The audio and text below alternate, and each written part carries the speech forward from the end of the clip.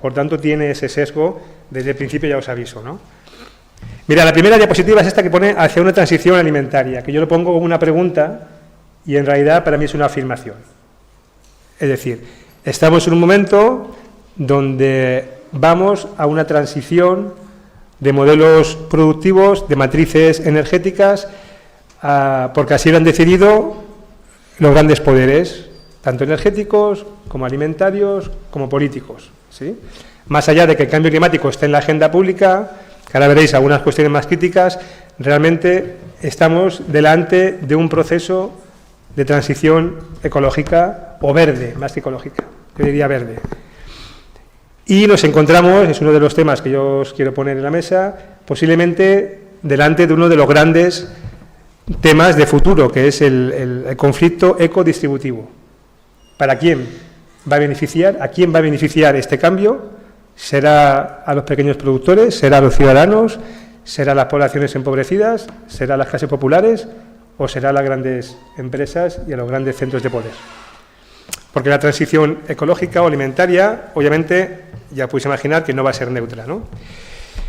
Antes os decía que estamos, no sé cómo funciona esto, a ver, si hago así, ¿dónde se apunta esto? Si no, os dejo con una diapositiva todo el rato y... No, la tienes, es esta, ¿no? Sí, pero no a ver si no está puesto el... Sí, está puesto. Está puesto, sí. Espera, les pregunto, ¿está encendido? Espérate. Si no está encendido... Voy a... Aquí. ¿Sí? ¿Sí? ¿Está encendido? Está encendido. Pero en principio, no te preocupes. Bueno, aquí luego ya os paso la diapositiva muy rapidísimo, ¿no? Lo que yo aquí también os preguntamos también, es que estamos viviendo, según el último estudio de Lancet, que es una de las revistas científicas, ya sabéis, con más prestigio, estamos insertos en una encrucijada alimentaria, quizá de las más importantes, por lo menos de las últimas décadas, ¿no? Os decía, el sistema alimentario mundial se ha convertido en un problema. Se ha convertido en un problema desde el punto de vista medioambiental, que ahora os explicaré algunos datos, pero se ha convertido en un problema desde el punto de vista de salud pública, ¿sí? Es una gran amenaza desde el punto de vista de que aquí lo veis, de que la... Y si quieres el marcador es... No me acuerdo, creo que era aquí. Pero vale. Guay. ¿No? Ya ves que es dentro de las cosas que está creando el actual sistema agroalimentario mundial, es obesidad, es enfermedades relacionadas con la alimentación, las grandes enfermedades de las que estamos padeciendo tienen que ver con alimentación insana, la desnutrición, el hambre en el mundo continúa igual, pero además es el causante, hay quien dice que estamos cerca del 37% de los gases de efecto invernadero devienen del sistema alimentario, de cómo nos alimentamos y transportamos los alimentos. Por tanto, quiero decir que vivimos en una emergencia climática, pero también de salud pública, y que si no la afrontamos, desde el punto de vista de cambios en los sistemas alimentarios, pues será imposible abordar cualquier solución, ¿no? Mirad, eso es una de las frases que dice la OMS, perdón que está en catalán, lo que dice la última directora de la OMS, que no es cualquier broma, es que la alimentación es el primer problema de salud pública a nivel mundial, y también en el Estado español, más allá del coronavirus, es la alimentación. Y que si además no le ponemos esto a remedio, pues es elemento clave que va a generar la quiebra de los sistemas sanitarios públicos de la mitad de la humanidad, porque no pueden sostenerse, ¿sí? ¿Por qué? Y voy a ir rápido, porque las grandes enfermedades o los grandes riesgos que tenemos en salud y la carga de enfermedad está relacionado con riesgos que tienen que ver con la alimentación insana. Ahí ves, hipertensión, obesidad, desde aquí no veo, que viene sin gafas, pero bueno, todos los riesgos que veis ahí, en los más importantes, tienen que ver con la alimentación. Si los sumamos todos, nos salimos de la pantalla, ¿no? Mucho más que el resto de riesgos, ¿sí? Fijaros que en el resto de cosas sí que hay políticas públicas, en cambio con la alimentación no. También es uno de los temas que ahora vais a ver, ¿no? ¿Cómo afecta esto? ¿Cómo nos afecta a un país como España, que somos el segundo país del mundo y primero de la Unión Europea en obesidad infantil? Pues que las grandes dolencias cardiovasculares, cánceres, diabetes, etcétera, tienen que ver con la alimentación que estamos teniendo. Fundamentalmente porque países como el nuestro o cualquiera del entorno, el 70% de lo que estamos consumiendo, 70% es alimentación procesada. Aunque tengamos otra perspectiva, es decir, estamos realmente dominados por una industria alimentaria que está generando directamente enfermedades. ¿sí? Y todo el mundo lo sabe, la OMS lo sabe, esto no es nada raro, son datos todos oficiales, ¿sí? Porque son los vehículos, obviamente, ya lo entenderéis, de la grasa, la sal y el azúcar, ¿no? Esto en España, según el Lancet, genera el 21% de muertes evitables. Estos son 90.000 personas al año, ¿sí? Pero si esto lo trasladamos a un dato de cuánto nos cuesta en el sistema sanitario soportar las enfermedades creadas por la industria alimentaria, son en España, por ejemplo, 20.000 millones de euros al año, el 20% de todo el presupuesto de la sanidad pública. Lo que ahora sabemos que esto no es sostenible. Ha llegado un momento de quiebra, de no podemos seguir pagando la externalidad de la industria alimentaria.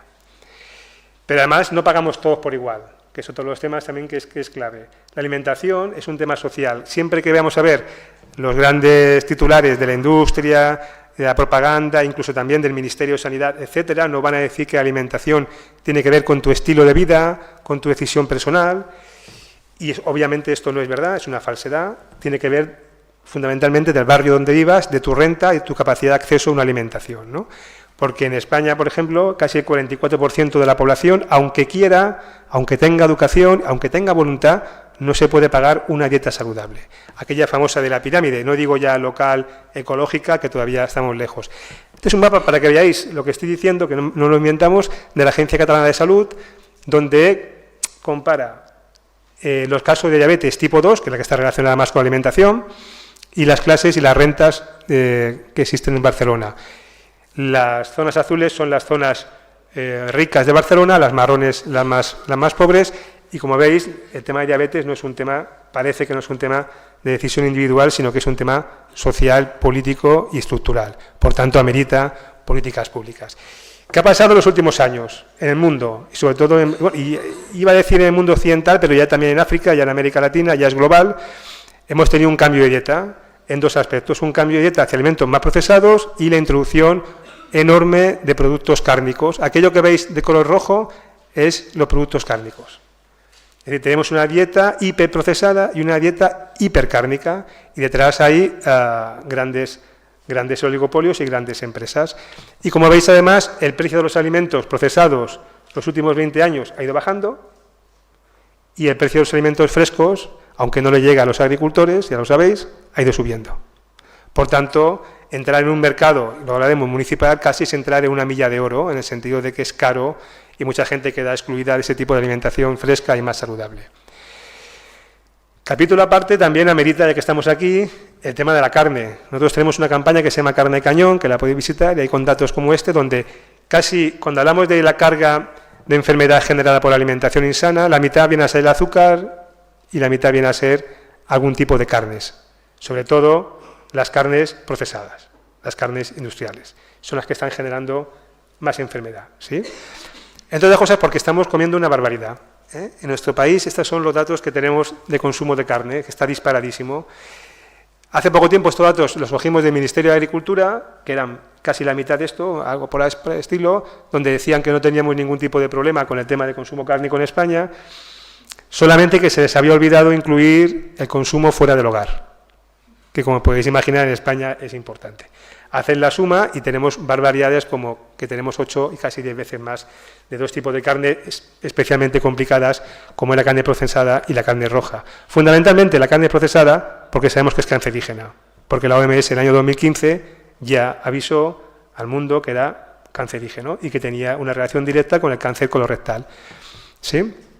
Pero además ese vehículo de la grasa saturada es el vehículo de sal, de exceso de proteínas, de azúcares, etcétera.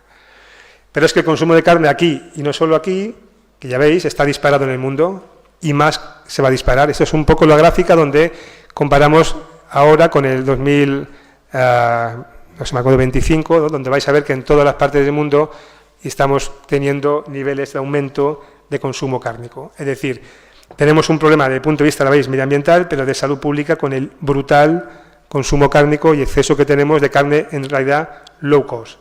Porque ahí luego veremos un poco los matices, ¿no? Y esto en realidad en manos de 4 regiones del mundo que son los que se llevan la palma, ¿sí? Que son Estados Unidos, la Unión Europea, Brasil y China. Y dentro de la Unión Europea, pues uno de los campeones es España. Que ahora veréis que España tenemos el gran problema del porcino. Somos una potencia mundial del cerdo. Somos el tercer país del mundo en producción y exportación de cerdo, con unos impactos medioambientales tremendos, y esto es así fundamentalmente ahora que estamos en el boom, en la burbuja del cerdo, porque en China pues sabéis que hay peste porcina y por tanto hay un exceso de demanda, ¿no? Hemos multiplicado por no sé cuánto nuestro consumo de cerdo, ¿no? Y de producción, ya estamos en más de 30 millones de cerdo. Esto, para que hagáis una idea, pues esto, somos el tercer país exportador detrás de China y Estados Unidos, pero es que lo concentramos en unas pocas provincias, en Cataluña, Aragón y algunas de Castilla-La Mancha y demás, para que veáis un poco el ejemplo de dónde está concentrada toda esa ganadería, todo ese lobby exportador, a tal punto que en Cataluña tenemos más del 40% de los acuíferos infectados de nitritos, ¿sí? Directamente por el efecto de los purines, por la mala gestión de los purines. Pero el último mapa que, por ejemplo, nos ofrece la Universidad de Barcelona es, fijaros bien, la mapa de la huella de amoníaco, ¿sí? Por tanto, esta externalidad, como ciudadanos y como productores, la estamos asumiendo como parte de ese beneficio industrial que tiene el porcino en España.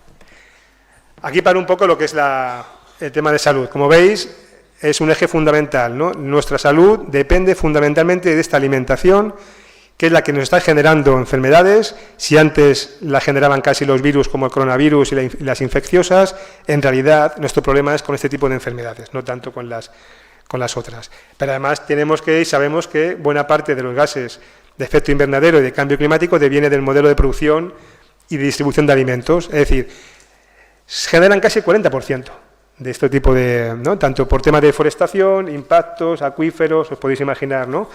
Y esto es así por muchas razones, pero una de las cuestiones que existe, y por eso os ponía la primera foto al principio, es que nosotros, cuando hablamos de transición o de agricultura, lo que tenemos que hablar fundamentalmente es de petróleo. Es decir, nosotros comemos petróleo, ya lo sabéis. Todo nuestro sistema agrario actual se basa en un sistema de exportación y basado en el petróleo. Por tanto, cuando hablamos de la crisis rural que tenemos ahora con las distribuidoras y demás, y que están padeciendo los agricultores y ganaderos de España, una buena parte tiene que ver con una de las revoluciones que se ha dado, que es en el tema productivo, que es una agricultura dependiente de la energía fósil. Es decir, consumimos todo, el 80% del coste de la agricultura y ganadería es petróleo. Estamos en un momento donde ya sabemos, a día de hoy, que hemos rebasado aquello del famoso peak oil. Y ese es uno de los drivers, o una de las cuestiones por lo cual empezamos a tener urgencia en la transición ecológica y el cambio de matriz. De otras cosas, porque Europa tiene mal el acceso a fuentes baratas y fáciles de petróleo. Ya sabéis que hay dos grandes pozos todavía en marcha, como es en Venezuela y en Irán, y ambos dos, pues entendéis que están complicados y por ahí también entenderéis algo, no me meteré en la geopolítica, pero obviamente los rendimientos son decrecientes, los pozos son cada vez más complicados, es más caro ir a por petróleo, por tanto Europa necesita también, es una de las impulsoras del cambio, ¿no? Y además, ¿por qué pasa esto? Somos una de las regiones con más acelerado o más impacto que va a tener el cambio climático, sobre todo la cuenca mediterránea, y aquí tenemos problemas, ya sabéis que en pocos tiempos pues tenemos problemas con el cereal de invierno, con las plagas, hay incluso grandes, cavas de cava, ¿no? Grandes bodegas de cava que están comprando viñas en el Pirineo, por el tema de la temperatura. Esto no es que van a comprar, ya están haciendo, es decir, esa transición climática la estamos teniendo. Pero detrás de ello, cuando hablamos de quiénes son los culpables o los efectos, y hablamos de los estados, y hablamos de la cumbre de París y demás, no tenemos que olvidar que detrás de todo esto hay un sistema oligopólico y de empresas. Quien crea este tipo de efectos, tanto en la salud como en el clima, son empresas, grandes multinacionales. Aquí os comparo simplemente las grandes multinacionales relacionadas con la carne y lácteos, y aquí hablo de grandes multinacionales, no estoy hablando del pequeño productor, que no tiene nada que ver con esto. Las grandes multinacionales pues contaminan como Alemania, ¿sí? Para que veáis un poco cómo es el dato en España. En España la industria alimentaria es la que mayor consumo energético tiene según el INE. Por tanto, si nosotros queremos abordar en España el cambio climático, hay que empezar por la industria alimentaria, que justamente es aquella que nunca se menciona o que casi no existe y de la que nadie nunca habla. Hablamos de las energéticas, pero de la industria alimentaria nadie habla en absoluto. Pero para que veáis que no estamos solos, que no es un tema internacional. Esta, si no sabéis esta señora quién es la anterior ministra de Agricultura, la señora Tejerina, que había sido una directiva de Fertiberia, una de las grandes empresas de fertilización química que hay en el sur de Europa. Esta empresa solamente pues, está teniendo este tipo de impacto en creación de gases de efecto invernadero, ¿verdad? Pero cuando hablamos de, ya os digo, de este tipo de situaciones no sale, ¿no? O no sale, por ejemplo, que España es el primer país de la Unión Europea en agrotóxicos por metro cuadrado, por hectárea. Y que incluso después de la normativa de 2012, si lo veis, en vez de bajar, hemos incrementado el agrotóxico en nuestras tierras, ¿no? Es decir, lejos de esa transición o de ese cambio o de este tal, el modelo sigue por aquí, ¿no? Por tanto, tenemos impactos globales, no me quiero extender mucho, tenemos impactos globales que tienen que ver con uno que es, a veces tampoco se dice mucho, que tiene que ver, por ejemplo, con el tema de los suelos. En nuestro país y en el mundo tenemos un gran problema con los suelos y de reproducción de suelos, y aquí es importante porque a veces aparecen cuestiones como, no, hay que decir que no a la ganadería, y digo, no, a alguna ganadería, la industrial, porque la otra es automáticamente necesaria, porque si no reproducimos el ciclo, no estamos dando valor a los suelos, y tenemos un problema enorme de producción y de conservación de suelos en un momento donde está creciendo la población mundial, porque además esta degradación de los suelos, ya podéis imaginar que como siempre afecta a los países más vulnerables, a los más empobrecidos. También nuestro país es uno de los que más va a sufrir este tipo de degradación. Por tanto, es decir, cuando hablamos de los impactos del sistema alimentario, detrás de estas empresas y de esta situación, pues tenemos impactos globales. Esto para que hagáis una idea de la Amazonía, ¿no? Lo que está en marroncito es ya deforestado y lo rojo lo que está deforestando actualmente.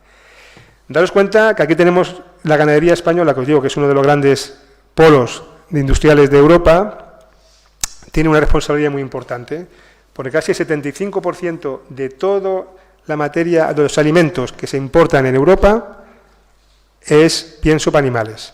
Pero además de este pienso, casi el 90% más es soja. Soja de países como Brasil, Bolivia, Argentina, que tienen que deforestar para cumplir toda esa demanda que hay, sobre todo para una ganadería que es la nuestra. Pensar que uno de cada 3 kilos de soja de Europa viene para España. Somos el gran hub alimentario.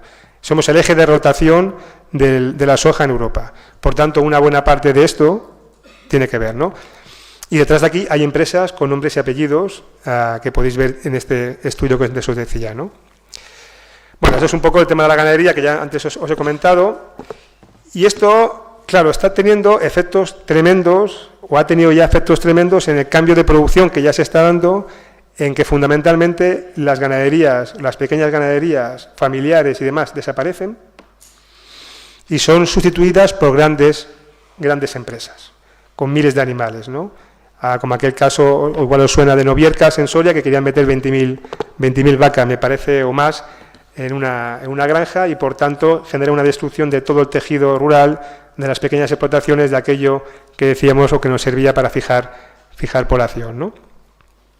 Este es un ejemplo de cómo se podría cambiar. A la izquierda tenéis el sistema ganadero actual en Europa, de dónde van y vienen las carnes y animales, y lo que podría ser un sistema diferente basado en sistemas locales o sistemas alimentarios locales, ¿no? Sostenibles.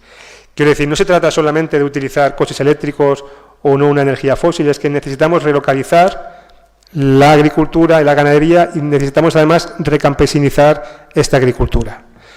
Porque otro de los efectos de todo este, como si dijéramos, crisis que antes os comentaba, es que genera un despoblamiento rural y que a veces es difícilmente reversible.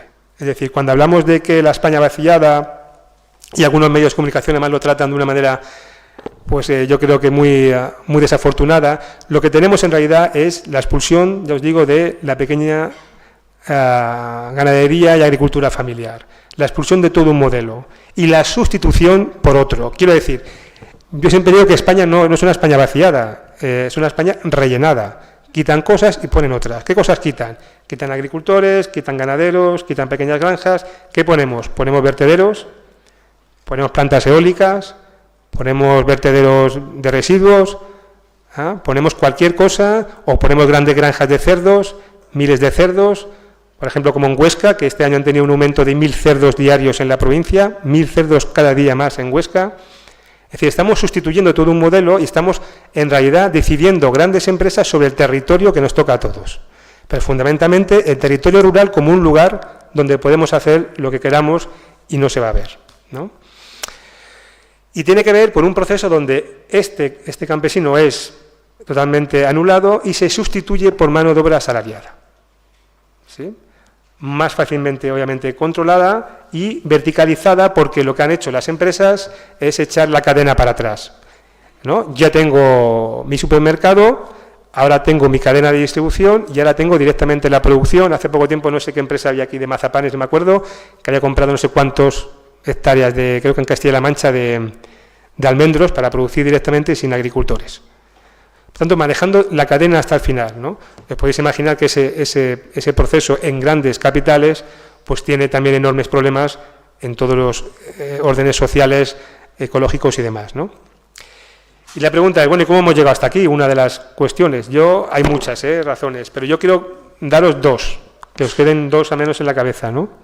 Una es porque hay una política agraria común, que ya sabéis que la política agraria común es la política europea más dotada presupuestariamente, que en realidad nos habían contado el cuento de que servía para estabilizar el territorio, para proveer de alimentos a Europa después de la Guerra Mundial, pero esto no es del todo cierto. Lo que ha servido y el objetivo que tenía este tipo de políticas agrarias es fundamentalmente subvencionar la materia prima barata de la industria alimentaria. ¿Y qué materia es esta? Si cogéis una pizza, es aquello que lleva una pizza. Lleva los cereales, lleva el tocinito, ¿sí? Lleva ese tipo de ¿cómo se llama? Los salamis, es decir, todo esto, el azúcar, es decir, todo aquello que tiene que ver con la materia prima que justamente la que más nos enferma es la que está subvencionada, ¿sí? ¿Hasta qué punto está subvencionada? Pues en el caso, por ejemplo, español, podemos decir que casi el 55% del coste de producción actual de 1 kilo de cerdo industrial está subvencionado, ¿sí? Porque casi el 70% de todo lo que, de esos 50.000 millones de la PAC, se va fundamentalmente para la industria cárnica europea, bien directamente o bien subsidiando el pienso. Y el pienso es el gran elemento, como si dijéramos, el mayor costo que tiene la agricultura, la ganadería. Por tanto, es una política pensada en subvencionar grasas, o sea, aceites, grasas, cereales, carnes. En cambio, no llega a los últimos 10 años al 1% su inversión en legumbres, o en vegetales, o en hortalizas. Es decir, aquello que está más relacionado con una alimentación saludable apenas tiene. Y en cambio lo otro, sí. Bueno, esta política agraria común, además ahora le pasan dos cosas, que es que se va, y es una gran amenaza porque es que se va a bajar el presupuesto, fundamentalmente por la salida de Inglaterra, que es uno de los grandes donantes netos, y van a empezar a introducirse cambios medioambientales. Y aquí es uno de los temas complejos y más complicados que nos devienen. Porque, por ejemplo, una buena parte de las manifestaciones que hemos tenido, por ejemplo, en Alemania, de los agricultores y ganaderos, es por el paquete normativo medioambiental, ¿sí? Hasta ahora había un binomio que es, si yo quiero una alimentación saludable y medioambientalmente sostenible, necesito un agricultor de pequeña escala. Eso la industria lo está rompiendo. Y el objetivo es tener producciones a gran escala ecológicas, sin campesinos. Cuando aparece el paquete normativo, según como aparezca, al agricultor y ganadero le puede venir como una oportunidad para reforzar su modelo o directamente como un coste asociado que no pueda asumir, ¿sí? Aquí se trata de decir, bueno, este paquete se va a asociar al impulso de una ganadería familiar y campesina, o se va a asociar al impulso de la sustitución por grandes fondos de inversión, grandes empresas, grandes territorios, como está pasando en Estados Unidos u otras zonas de Europa. Es este el momento de la encrucijada. Por tanto, la transición ecológica, aquí nos jugamos mucho. Voy a poner un ejemplo que era para el final, pero para que veáis de lo que estamos hablando. ¿Qué es este? Me paso muchas, pero es el que lo obvio. Esto es el futuro. Aquellos productos industrializados bio, ¿sí? Esto que veis ahora, esto será el gran problema y nosotros identificamos como uno de los grandes problemas para los próximos 20 años, donde se va a dirimir quién es o quiénes deben de ser los productores, qué va a pasar con el territorio y demás. Otro de los factores fundamentales es el enorme poder del lobby alimentario en nuestro país y en toda Europa, pero en nuestro país fundamentalmente, el que más. Hasta tal punto que vais a ver que hay algunas de las cosas que podrían haber hecho y que esto hace años que venimos reclamando, porque necesitamos políticas y cambio de transición ecológica y saludable en dos sentidos, desde el punto de vista del consumo y desde el punto de vista de la producción y la distribución. Desde el punto de vista del consumo, hace años que la OMS y diferentes países del mundo están haciendo cosas. Nosotros hemos pedido hace años, por activa y pasiva, el impuesto al azúcar, que lo logramos en Cataluña y que ha sido recurrido al Tribunal Superior de Cataluña, el control de la publicidad infantil alimentaria, en España hay barra libre, aquí nadie controla los anuncios que ven nuestros hijos, el etiquetado de los alimentos, la compra pública de alimentos, la compra pública de universidades, de las escuelas, ¿sí? Hacia quién va dirigido, para intentar relocalizar y, al menos desde el punto de vista de consumo, que las personas puedan comer bien y dejen de enfermar. Bueno, en resumido, lo que pedíamos es algo así como esto, a ver si lo encuentro, ¿no? ¿Sí? Esto es lo que pide la OMS, las políticas básicas nutricionales que en medio mundo están ya funcionando, en Chile, en Inglaterra, en Italia, en Francia, Alemania, Dinamarca, en España, ni una. Esto es lo que está intentando, o nosotros hemos intentado hace un año negociar, hablar con las diferentes organizaciones que estamos trabajando con el Ministerio, y no llegamos a ningún acuerdo, fundamentalmente porque la industria alimentaria no quiere. Ahora el ministro de Consumo, Garzón, se ha tirado la manta a la cabeza y quiere hacer alguna de estas propuestas y automáticamente el lobby ya está allí diciendo que el IVA, que la fiscalidad, esto genera paro, ¿sí? Pero fijaros bien, es que el impuesto en Cataluña ha bajado un 20% el consumo de bebidas azucaradas y un 39% comparado con los barrios de menos renta de Madrid y Barcelona. Por tanto, tiene un efecto enorme en la salud de la población. Pero es que además sabemos que esto ha funcionado en todo el mundo, que aquello que sea más, como si dijéramos, la alimentación más saludable o más local o más campesina, la tenemos que subvencionar y la tenemos que poner un IVA cero y ayudar a que existan, y por tanto políticas públicas de transición para ese tipo de agricultores y ganaderos, y un 21% aquello que sabemos que nos enferma y que automáticamente viene a otro modelo y nos genera una externalidad, ¿no? Bueno, pues nuestro problema se llama el lobby en España. Este informe, tenemos ya uno colgado que se llama Confiad en mí, que lo podéis ver en la web del lobby alimentario en España. Este le sacaremos de aquí a nada, a un par de semanas, sobre el tema del lobby cárnico, ¿no? Que es uno de los grandes lobbies que tenemos en nuestro país, ¿no? A tal punto, yo pongo algún ejemplo y voy acabando, para que os deis cuenta de su potencia, es que el año 2015, cuando la OMS lanza la amenaza al mundo de que existe y hay una relación directa del cáncer con la carne procesada, etcétera, y todo el mundo se espanta, empieza a haber políticas públicas de restricción en los menús, de impuestos, de bajada de utilización de nitritos, como han hecho en Dinamarca. Aquí hay instituciones que trabajan y acaban diciendo cosas y replican lo que dice el lobby cárnico. ¿Sí? Por ejemplo, instituciones así médicas. Pero es que además no solo es esto, ¿no? Es decir, lo que nos llega, sino que el mismo día que pasa toda esta crisis, aparece el ministro en ese momento de Sanidad diciendo cosas como que en España no preocuparse porque los españoles con el sentido común ya para el cáncer suficiente. Aquello de españoles muy españoles, ¿no? El ministro de Sanidad doblegado directamente al poder del lobby cárnico, que en ningún momento podía asumir lo que estaba diciendo este informe, ¿no? O, por ejemplo, cuando vemos que esta es la guía que tienen los médicos en las consultas sobre la carne y su salud de los niños, la carne saludable, que está financiada, bueno, está ahí Semergen, y financiada, pues ahí no lo veis, pero por Interpork, por Unilever, por el Banco Santander, el Corte Inglés. Esto es lo que está llegando al sistema público de salud, ¿no? Vamos más allá, pero es que a nuestros niños les explican cuánta carne deben comer y de qué tipo, pues Interpork, que es la patronal del cerdo en este país. ¿Sí? Eso es una imagen real, ¿no? Y aquí igual sí tenemos que poner el PIN parental, ¿eh? Es decir, yo no quiero que le hablen, bueno, no sé, ¿no? Pero además, otro tema que también vamos a denunciar en breve, que es de pronto nos hemos comido cosas como que hay campañas públicas en televisión, en todo lado, diciendo a la población que el cerdo es carne blanca. Claro que saben directamente que la carne roja es un problema y que debe ser controlada. Por eso les importa tanto el tema de la carne roja o blanca. Bueno, pues que es carne blanca sin problemas. La pregunta es cómo es posible que los ministerios de Sanidad y Consumo permitan esa desinformación a la población. Cuando es un tema de salud pública, uno de los primeros que tiene la OMS a nivel mundial. Es decir, necesitamos reducir el consumo cárnico de procesadas y de carnes rojas. Bueno, pues aquí tenemos un ejemplo. O, por ejemplo, la única campaña que tenemos de hábitos de vida saludable del Ministerio de Sanidad y Consumo, una campaña infradotada, que se llama Plan Avisa, pues que, fenomenal, que te dice que comas de todo, que no hay alimentos buenos ni malos. Esto sabéis que es mentira, claro que hay alimentos buenos y malos. Eso se llama perfil nutricional. Pero te dice que no, que eso no, que da igual una manzana que un donut, que tú lo que tienes que hacer es correr, ahí es una bicicleta, correr en bicicleta, correr en maratones, corre, y verdad, corre todo lo que puedas, ¿no? Pero dices, bueno, pero ¿cómo pueden ser estos los consejos tan alejados de la OMS, no?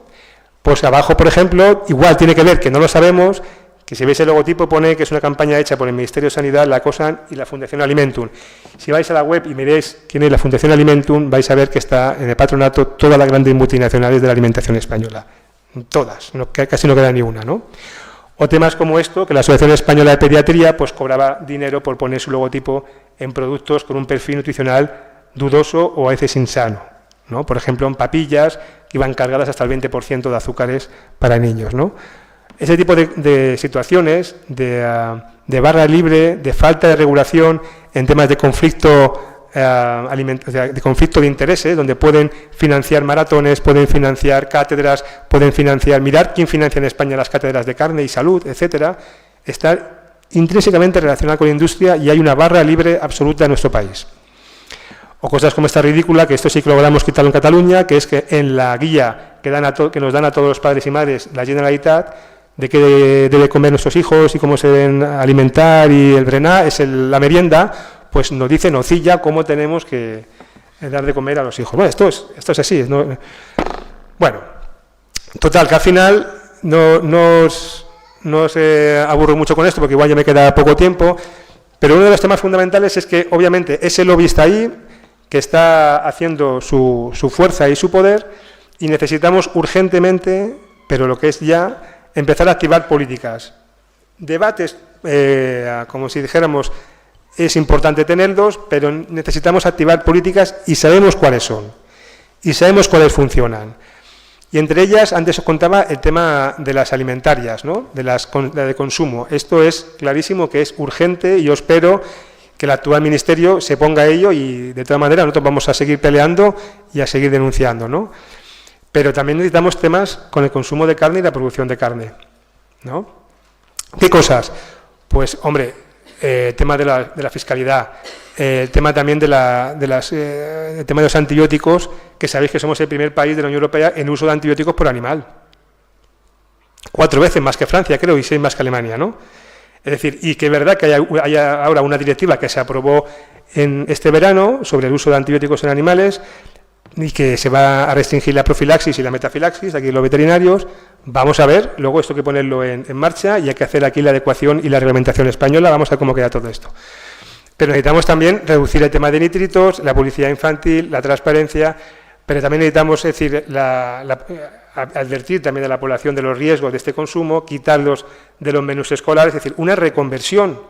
Necesitamos una reconversión del sector ganadero y una reconversión del sector agrícola español, que está fundamentalmente basado en la exportación.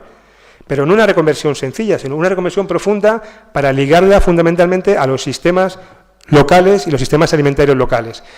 Y para eso hace falta muchas cosas, pero ya aquí os dejo para que lo vayáis viendo. Por ejemplo, necesitamos prohibir la instalación de megagranjas, pero necesitamos fortalecer la pequeña producción. ¿Y esto cómo se hace? Con ayudas directas, ayudas a la transición. No vaya a ser que cuando hagamos la transición ecológica solo puedan hacerla las grandes empresas que tienen capital para afrontarlo, sino que habrá que poner un pago, una subvención directa, como tenía la PAC, pero ligado a los beneficios medioambientales y saludables de una explotación, en este caso campesina. Pero también con infraestructuras, por ejemplo, pequeños mataderos que no existen, ¿sí? O pequeños almacenes alimentarios como existen en Vancouver para abastecer las ciudades. O, por ejemplo, nosotros reivindicamos la recuperación de los mercados municipales. ¿De quién son los mercados municipales? Pues son nuestros, son municipales. ¿De quién es Mercasa? Público. Por tanto, toda aquella infraestructura pública de la alimentación que exista se tiene que poner al servicio de objetivos de salud y de medio ambiente y fundamentalmente de sostener los territorios. Y eso tiene que ver con políticas activas de volver a tener infraestructuras que den apoyo. Entre ello, por ejemplo, nos hará falta un sistema de extensión agroecológica. Si queremos que la gente transicione, haya una formación agroecológica y un cambio de producción, ¿cómo vamos a hacerlo? Si actualmente no existe un sistema de extensión agrícola en nuestro país y está en manos de las grandes empresas que venden fertilizantes químicos. O los transgénicos, ya lo sabéis, o el tema de la dependencia de la soja, el tema del agua, el famoso riego, el establecimiento de cargas ganaderas, es decir, no puede haber territorios como Cataluña que está sobrepasada la carga ganadera al territorio, pero es que tampoco pueden haber granjas con miles de animales, que además necesitan miles de antibióticos. Por tanto, necesitamos una revisión de toda la producción ganadera y adecuarla a un marco ecológico que sea sostenible. Y necesitamos eso, inversión en infraestructura de pequeña escala para la producción, ¿no? También, por ejemplo, adecuar el paquete higiénico-sanitario, nosotros decimos, de barreras legislativas. Es decir, en Francia te puedes ir y vas a ver producción pequeña, quesos, artesanos, etcétera, promocionados con una legislación y una adaptación de las directivas europeas higiénico-sanitarias al pequeño productor, y te pasas la frontera a unos kilómetros y aquí tenemos uno de problemas que puedes acabar en la cárcel. Hombre, con la misma legislación europea. ¿Por qué esto es así? Porque existe un gran lobby industrial que lo que quiere es que no haya nadie que le pueda competir, porque obviamente una leche o un producto o un queso artesano pues está a años luz de un queso industrial, lo podéis imaginar, ¿no? Pero si yo intento evitar la competencia, ¿y cómo evito? Estableciendo barreras, diciendo que tu queso es insano, que puede tener problemas de seguridad alimentaria, que puede tener problemas de cualquier tipo de bacteria, ¿sí? Y son simplemente excusas para que esto no se dé, ¿no? Y aquí yo acabo con el debate actual, y pues después vendrá Chari y os contará más, y no me quiero meter en ese terreno, pero yo os quería comentar estos dos momentos que tenemos de fricción actualmente y de crisis. Lo que está pasando en el campo actualmente, aparte de una crisis coyuntural, yo creo, y aquí es mi opinión, que tiene que ver con el gran poder de las distribuidoras histórico, porque no es de ahora, esto ya en los últimos 20 años es una pelea continua con los precios y los márgenes, y que se pueden hacer cosas. Nosotros siempre ponemos el ejemplo de Canadá, que tienen ese espacio de concertación entre la industria, por ejemplo la leche, y pactan los precios cada inicio de temporada. Se puede hacer, pero es verdad que es un tema coyuntural en el sentido de gran poder que están teniendo los márgenes y demás, pero también y que esto se podrá solventar de alguna manera. Yo el miedo que tengo es que sean parches, que sean soluciones. La última vez que hizo esto el Ministerio, cuando hubo una crisis de ese sentido, después de la aprobación de la Ley de Cadena Alimentaria, pues se pidió, y me acuerdo el ministro en ese momento que era Cañete, me parece, pues casi pidió por favor que a ver si las empresas, si ya querían, pues dar un poco más de márgenes, ¿sí? Porque la regulación de mercado libre está muy a favor de las empresas, es un traje medida. Bueno, pues esto es un tema coyuntural, pero nos tenemos que dar cuenta que detrás hay un tema estructural. Uno tiene que ver con un sistema agroganadero dependiente del petróleo y totalmente industrializado, vertido una muy buena parte a la exportación, no a los sistemas locales, con una deficiencia enorme en la activación de sistemas locales y de comercio local y territorial en nuestro país, y que además una política agraria que ha ido en los últimos años fortaleciendo los grandes oligopolios empresariales, y que la PAC ha sido dictada a su medida, no ha sido neutral. Por tanto, la crisis en el fondo rural que vemos actualmente, la tapadera son los precios, pero lo que está abajo de todo es que estamos en una encrucijada, no es sostenible y nos jugamos el próximo sistema alimentario, que puede ser ecológico, pero puede ser con una huella tremenda, porque seguirá exportando, porque seguirá con problemas de efectos en los países del sur, seguirá explotando, seguirá expulsando al campesinado, y nos hará ver, por otro lado, que podemos contar con alimentación saludable y ecológica, y que los consumidores nos quedemos en paz, ¿no? Por tanto, yo acabo aquí, no doy más temas, solo era interpelaros de que os quede claro que la transición ecológica es una gran oportunidad, pero es una gran oportunidad para el capital, para el famoso greenwashing y para el famoso capitalismo verde, y que con estas vendrá la próxima revolución en nuestro campo. Muchas gracias.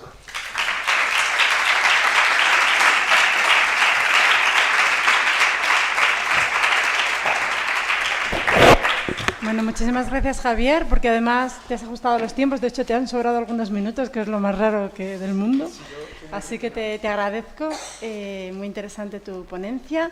Lo que he comentado, guardaros las preguntas para que cuando